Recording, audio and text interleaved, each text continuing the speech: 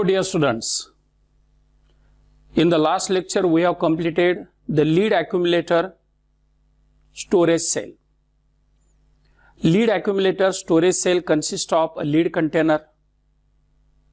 In this lead container near about 40% or accurately 38% H2 SO4 of specific gravity 1.2 gram per cc is placed in it.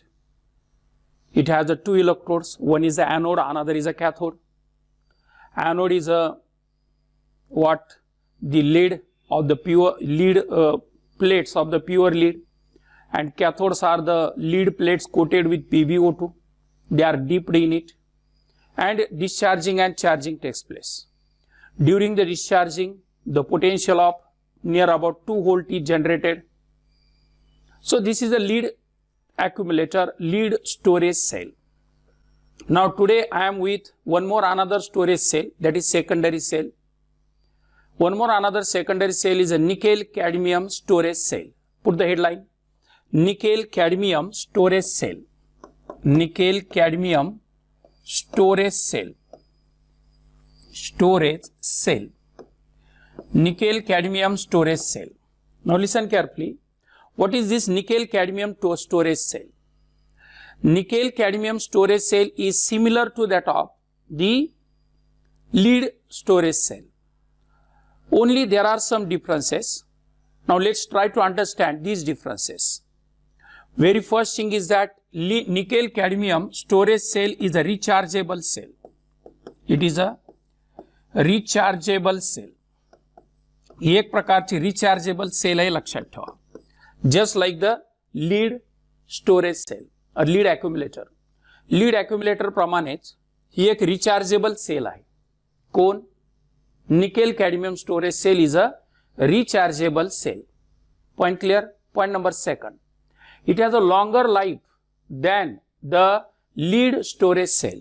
It has a longer life.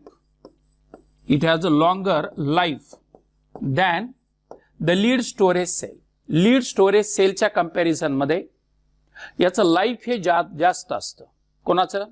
Nickel cadmium storage cell has a longer life than the lead accumulator और lead storage cell, and this is rechargeable. Of course therefore it is a secondary cell. ही rechargeable आहे, त्यामुळे अर्थात ही secondary cell आहे. Point clear. It is used in portable appliances and the cordless appliances. Portable and cordless appliances मध्ये it is used in portable and cordless appliances. Cordless म्हणजे काय? Wire नसलेले. Cordless appliances this nickel cadmium storage cell is used.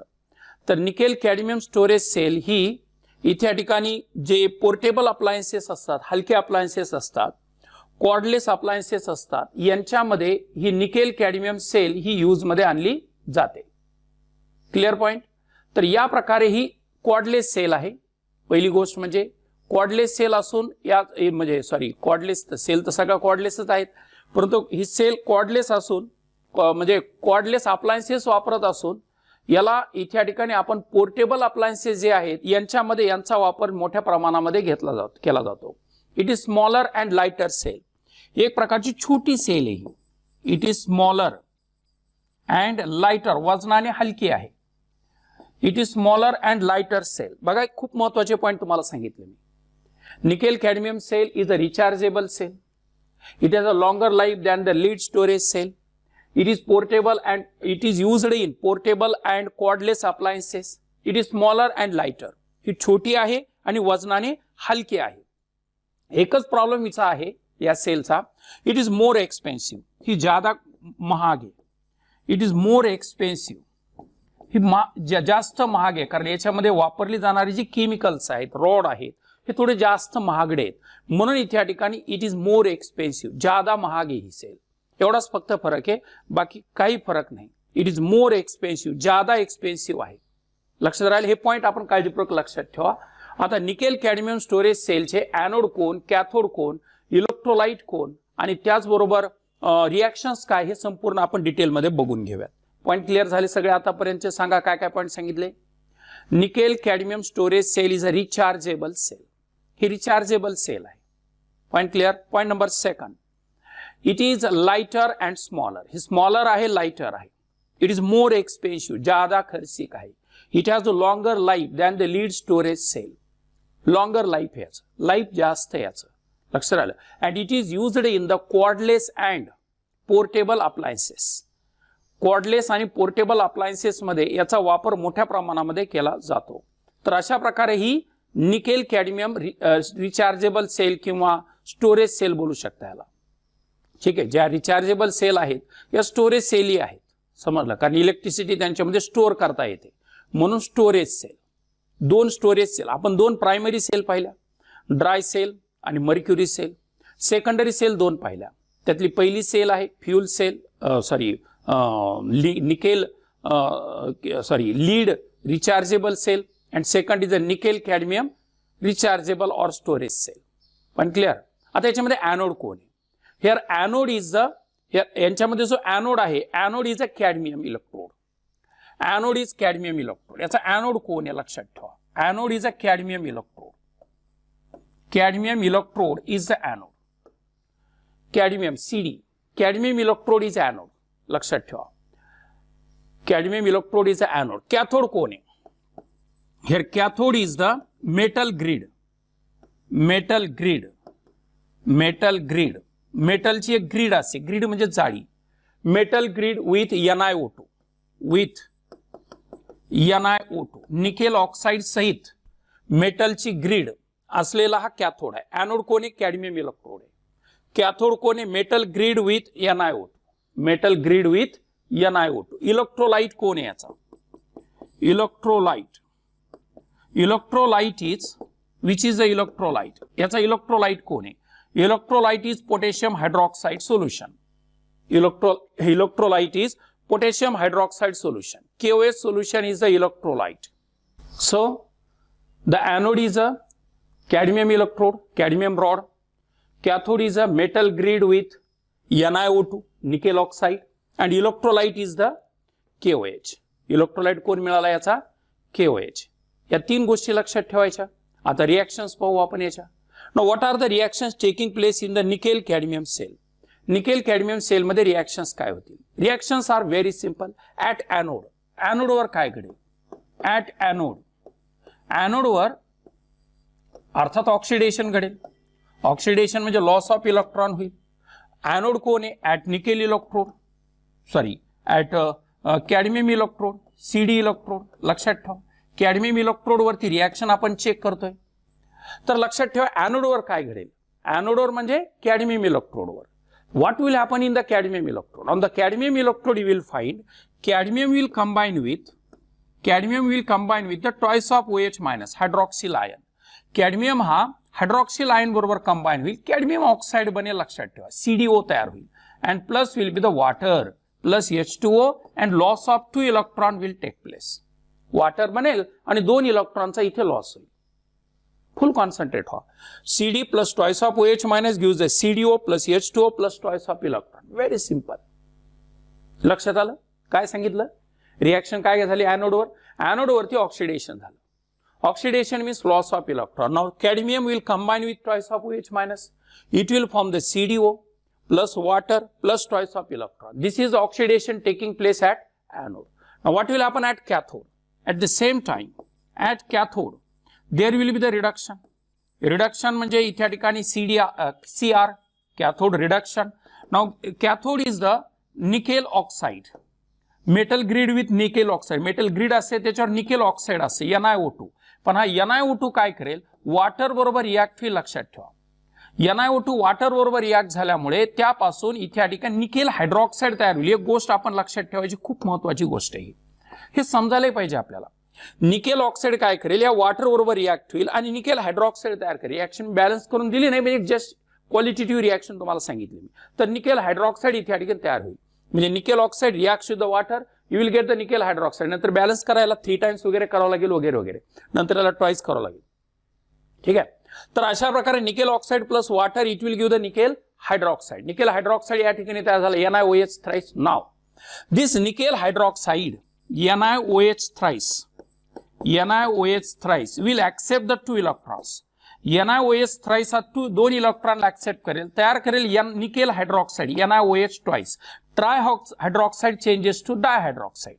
ट्रायहायड्रॉक्साइडचा dihydroxide बनेल and at the same time it will form. Now what will happen? Two electrons are taken and it will form here the twice of OH minus.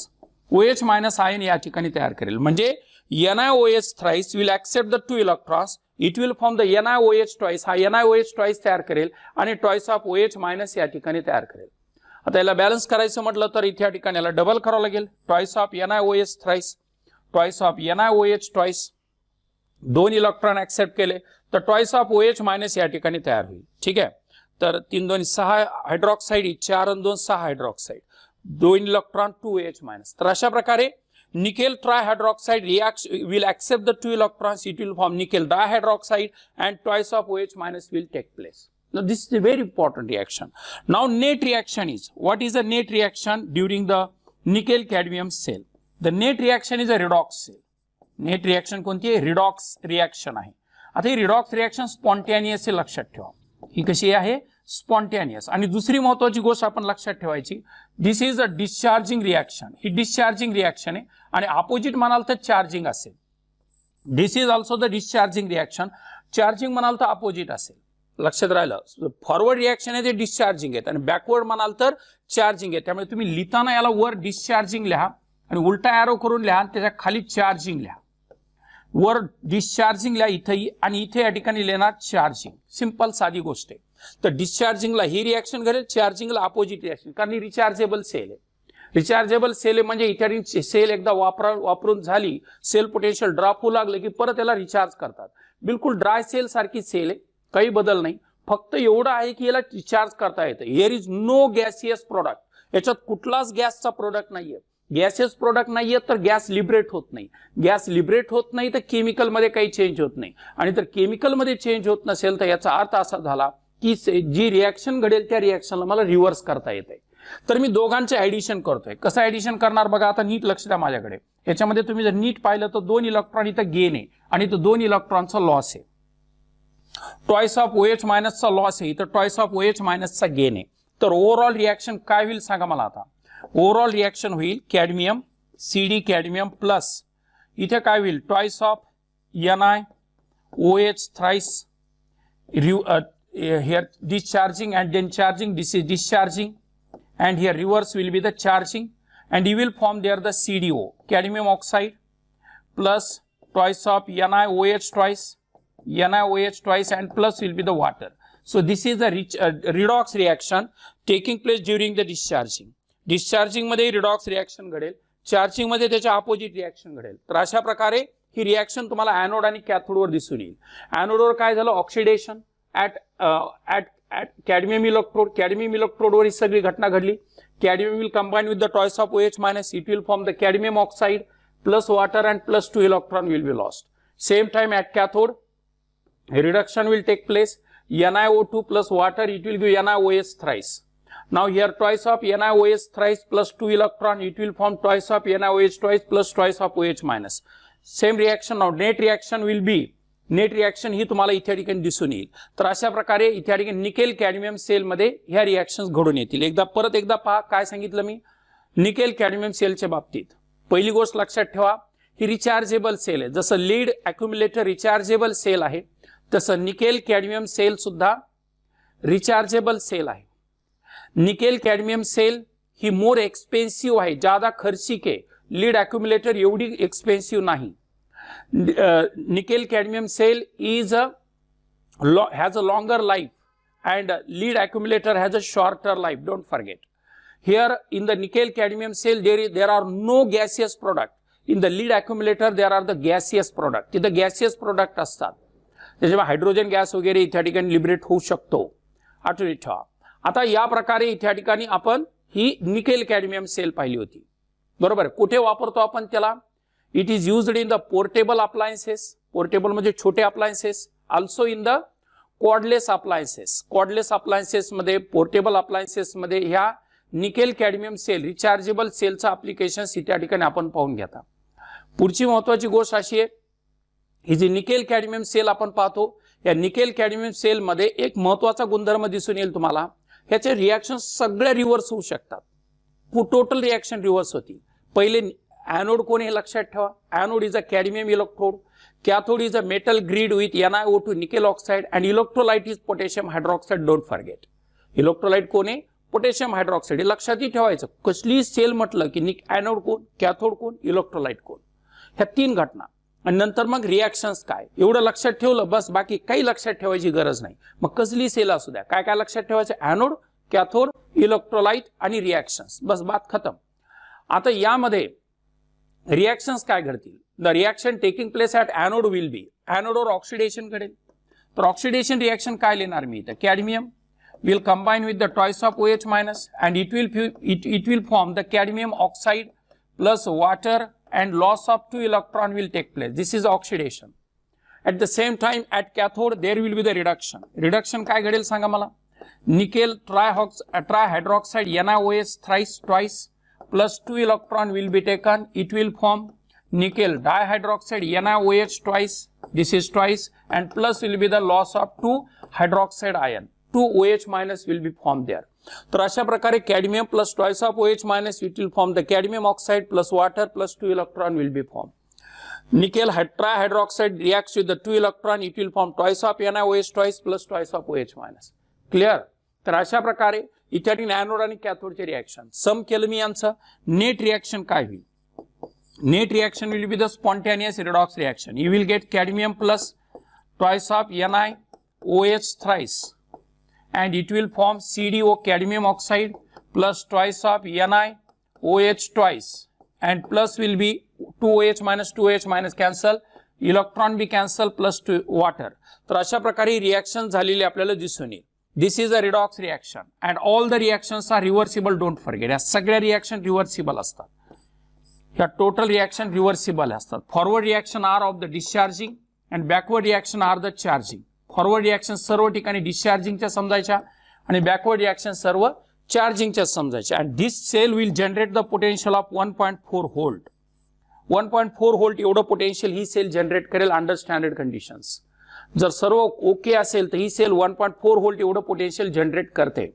Dry sale 1.5 volt एवढं potential generate करते. Mercury sale 1.35 volt एवढं potential generate करते. Lead storage cell ही 2 volt एवढं potential generate करते. पण lead storage सेलचं conversion battery आणि नंतर बॅटरामध्ये conversion करता येतं. ह्या पोर्टेबल सेलचं कन्वर्जन नाही करता येत आपल्याला. समजलं? याचं पोटेन्शियल 1.4 व्होल्ट आहे. किती पोटेन्शियल याचं? लीड निकेल कॅडमियम स्टोरेज सेलचं 1.4 व्होल्ट एवढं पोटेन्शियल तुम्हाला इथे ठिकाणी दिसून येईल. This is a storage cell. तर ही स्टोरेज सेल आपल्याला इथे ठिकाणी लक्षात येऊ शकेल. ठीक आहे ना? तर अशा प्रकारे इथे ठिकाणी ही एक स्टोरेज सेल इथे ठिकाणी आपण पूर्ण केलेली आहे.